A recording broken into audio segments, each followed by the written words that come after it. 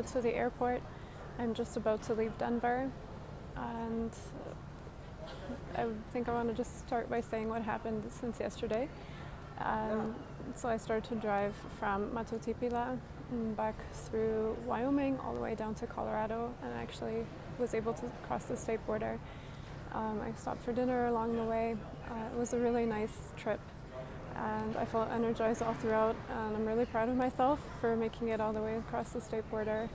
And that made for a much easier morning today, just before leaving for my flight. As I was driving yesterday, I could feel a little throbbing sensation in my throat once in a while. So that was kind of interesting and neat.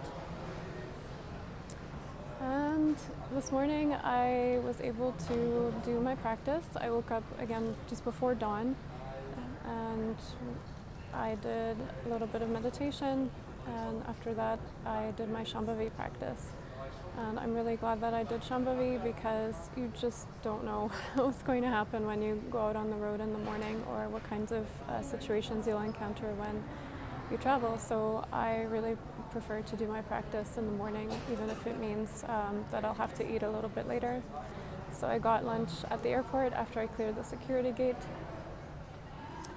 And so I don't feel tired and depleted, kind of like how I did on my first morning after driving. And so that's a little bit different from when I was coming in. And so I look forward to seeing how things are when I'm back at home. And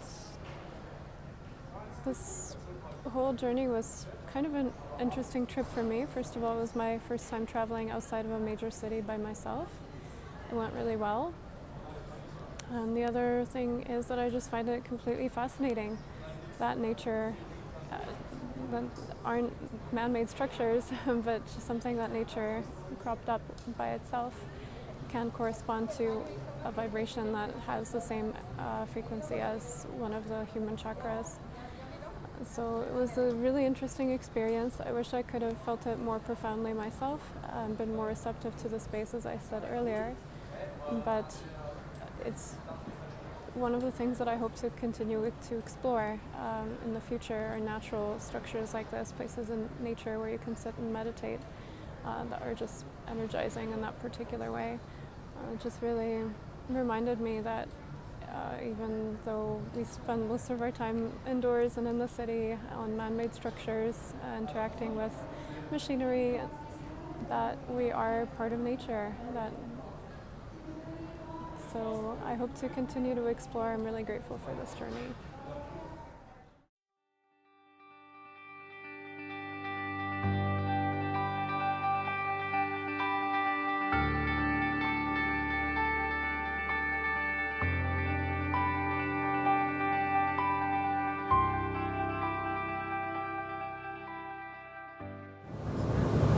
I'm on my flight.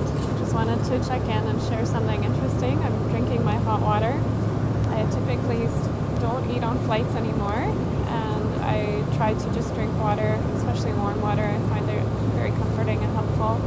I try to eat well before I get on the airplane, and it's just something that I noticed when we were flying, and it was right as we were reaching cruising altitude.